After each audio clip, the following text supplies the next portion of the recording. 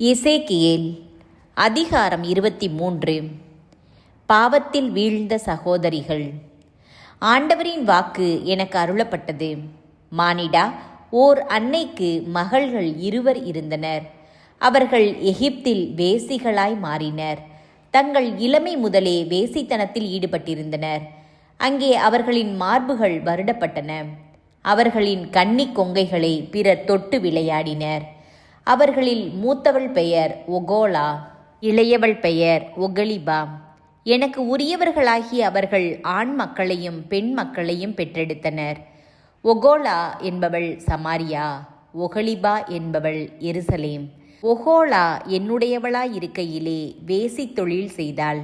அவள் தன் காதலர்களாகிய அசீரியர் மேல் காமம் கொண்டாள். அவள் நீல ஆடை உடுத்திய போர் வீரர்களும் அழகிய இளைஞர்களாகிய ஆளுநர்களும் அதிகாரிகளும் குதிரையேறிய வீரர்களுமாய் இருந்தனர். அவள் அசீரியர்களில் தலை சிறந்த அனைவருடனும் வேசி தொழில் செய்தாள். தான் காமமுற்ற அனைவரின் சிலைகளாலும் தீட்டுப்பட்டாள். எகிப்தில் அவள் தொடங்கிய வேசி தொழிலை விட்டொழிக்கவில்லை. அங்கே அவளின் இளமை முதலே ஆண்கள் அவளுடன் படுத்துறங்கினர். அவளின் கன்னிக் கொங்கைகளை தொட்டு விளையாடினர். தங்கள் காமத்தை அவளிடம் கொட்டி தீர்த்தனர். எனவே அவள் காமுற்ற அவளின் காதலர்களாகிய அந்த அசீரியர் கைகளிலேயே அவளை விட்டுவிட்டேன். அவர்கள் அவளின் ஆடைகளை உரிந்து அவளின் ஆண் மக்களையும் பெண் மக்களையும் கவர்ந்து கொண்டு அவளை வாளால் கொன்று போட்டனர். பெண்களுக்குள் அவள் இழி சொல் ஆனாள். இவ்வாறு அவர்கள் அவள் மீது தண்டனையை நிறைவேற்றினர். அவள் தங்கை ஒகலிபா இதையெல்லாம் கண்டாள். இருப்பினும் தன் தமக்கையை விட காமத்திலும் வேசித்தனத்திலும் இழிந்தவளானாள். அவளும் ஆளுநர், படைத்தலைவர், பகட்டான ஆடை அணிந்த போர் வீரர், குதிரை ஏறிய வீரர் ஆகிய அழகிய இளைஞரான அசீரியர் மேல் காமுற்றாள். அவளும் தன்னை தீட்டுப்படுத்தி கொண்டதை நான் கண்டேன். இருவரும் ஒரே வழியில் நடந்தனர். ஆனால் இவள் வேசித்தனத்தில் இன்னும் மிகுதியாக ஈடுபட்டாள். சுவரில் சிவப்பாய் தீட்டப்பட்ட கல்தேய நாட்டு ஆண்களின் உருவங்களை கண்டாள். இடையில் கச்சை கட்டிக்கொண்டு தலையில் தலைப்பாகை அணிந்த அவர்கள் தங்கள் பிறப்பிடமான கல்தேயாவிலுள்ள பாபிலோன் நகரினர் போல் இருந்ததை கண்டாள்.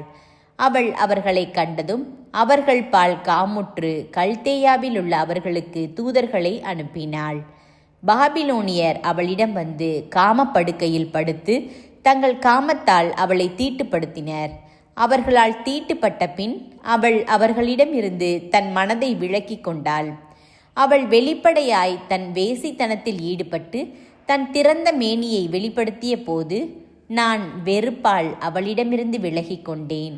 அவள் தமக்கையிடமிருந்து விலகி கொண்டது போலவே செய்தேன். ஆயினும் அவள் எகிப்தில் தன் இளமையில் ஈடுபட்ட வேசித்தனத்தை மனதில் கொண்டு இன்னும் மிகுதியாய் அதில் ஆழ்ந்தாள். அவள் தன் காதலர்பால் காமுற்றாள். அவர்களின் பாலியல் உறுப்பு கழுதையின் உறுப்பு போலும் விந்து குதிரையின் விந்து போலும் இருந்தன. எகிப்தில் அவர்கள் உன் மார்புகளை வருடி உன் இளம் கொங்கைகளோடு விளையாடிய இளமைக்கால வேசித்தனத்தை நீ ஆவலுடன் நாடினாய். இளையவள் மீது வரும் கடவுளின் நீதி தீர்ப்பு. ஆகவே ஒகலிபா, தலைவராகிய ஆண்டவர் இவ்வாறு கூறுகிறார்: நான் உன் காதலர்களை உனக்கு எதிராக கிளம்ப செய்வேன். இவர்களிடமிருந்து நீ வெறுப்பினால் விலகி கொண்டாய். அவர்களை உனக்கு எதிராய் எத்திசையிலும் இருந்து கொண்டு வருவேன். பாபிலோனியர், கல்தேயர் யாவரையும், பெக்கோது, சோவா, கோகா என்னும் இடத்தாரையும் அசீரியரையும் வர செய்வேன். அவர்கள் அழகிய இளைஞராயும் ஆளுநர்களாயும் படைத்தலைவர்களாயும் தேர்ப்படை வீரர்களாயும் உள்ளனர். அவர்கள் யாவரும் குதிரை ஏற்றத்தில் தேர்ச்சி பெற்றவர். அவர்கள் உனக்கு எதிராய் படைக்கலம் தாங்கி வருவர். தேர்கள், குதிரை வண்டிகள், திரளான மக்கள் ஆகியோருடன் பெரிய கேடயங்களோடும் சிறிய கேடயங்களோடும் தலைசீராவோடும் வந்து உனக்கு எதிராய் நாற்புறமும் உன்னை சூழ்ந்து கொள்வர். நான் உன்னை தண்டிக்குமாறு அவர்களிடம் ஒப்புவைப்பேன்.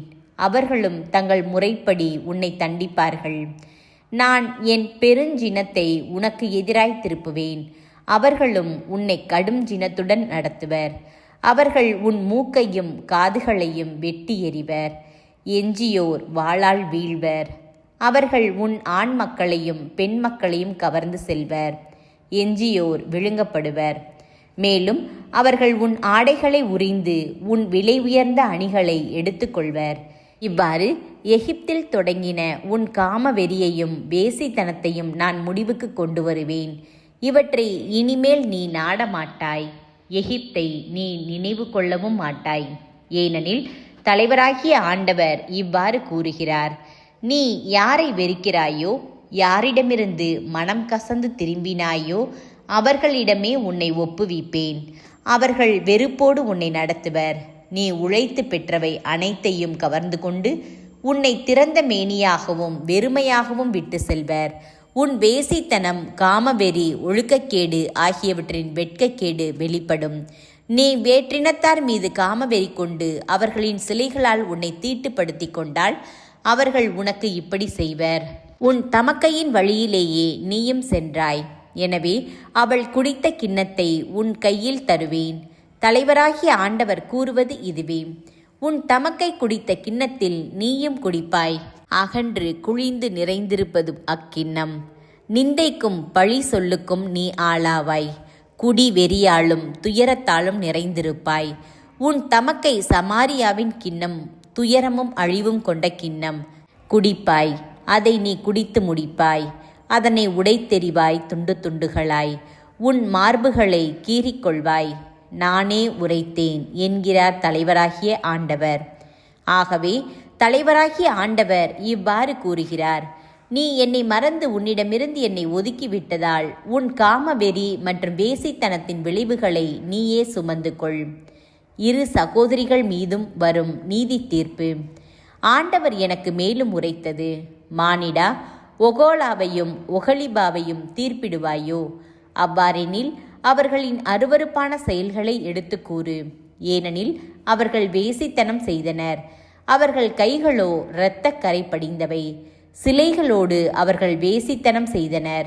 எனக்கென பெற்றெடுத்த பிள்ளைகளை சிலைகளுக்கு உணவாய் படைத்தனர். இதற்கு மேலும் செய்தனர்.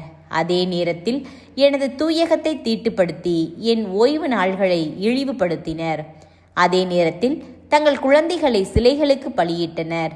என் தூயகத்தில் நுழைந்து அதை இழிவுபடுத்தினர். என் இல்லத்தில் அவர்கள் இவ்வாறு செய்தனர். அவர்கள் தொலைவில் வாழ் மனிதருக்காக தூதர்களை அனுப்பினர். அவர்கள் வந்தபோது குளித்து கண்களுக்கு மை தீட்டி அணிகலன்களை அணிந்து கொண்டனர். அழகான மஞ்சத்தில் அமர்ந்து அதன் முன்னால் இருந்த மேசையில் எனக்குரிய நறுமணப் பொருள்களையும் எண்ணெயையும் வைத்தனர். களியாட்ட கூட்டத்தின் இரைச்சல் அவர்களை சுற்றி இருந்தது. பாலை நிலத்திலிருந்து வந்த குடிகார கும்பலும் அதனோடு சேர்ந்து கொண்டது. அவர்கள் அப்பெண்களின் கைகளில் வளையல் இட்டார்கள். அழகிய மகுடங்களை அவர்கள் தலையில் சூடினார்கள். அப்போது வேசித்தனத்தால் தளர்ந்து போன ஒருத்தியை குறித்து நான் உரைத்தேன்: அவர்கள் அவளை வேசியாய் நடத்தட்டும், ஏனெனில் அவள் இப்போது வேசிதான். விலை மாதரிடம் செல்வது போல் அவர்கள் அப்பெண்களிடம் சென்றனர். ஒகாலா, ஒகலிபா ஆகிய இரு வேசி பெண்களிடமும் சென்றனர். ஆனால் நீதிமான்கள் அவர்களுக்கு வேசித்தனத்தில் ஈடுபட்டு கொலை செய்த பெண்களுக்குரிய தண்டனையை கொடுப்பர். ஏனெனில் அவர்கள் வேசிகள்தாம். இரத்தக்கரை அவர்கள் கைகளில் உள்ளது. தலைவராகிய ஆண்டவர் கூறுவது இதுவே: அவர்களை நடுக்கத்திற்கும் கொள்ளைக்கும் உள்ளாக்குமாறு அவர்களுக்கு எதிராய் ஒரு பெரும் கூட்டத்தை கூட்டி வா. அக்கூட்டமோ அவர்களை கல்லால் எறிந்து வாளால் வெட்டி சாய்க்கும். அவர்களின் ஆண் மக்களையும் பெண் மக்களையும் கொன்று வீடுகளை நெருப்பினால் சுட்டெரிக்கும். இவ்வாறு நாட்டில் காமவெறியை நான் முடிவுக்கு கொண்டு வருவேன். அதன் மூலம் மற்ற பெண்களும் இவர்களைப் போல் காமவெறியராய் இல்லாமல் இருக்க எச்சரிக்கை பெறுவர். நீங்களும் உங்கள் காமவெறி, சிலை வழிபாடு ஆகிய குற்றங்களின் பாவ வினையை சுமப்பீர்கள்.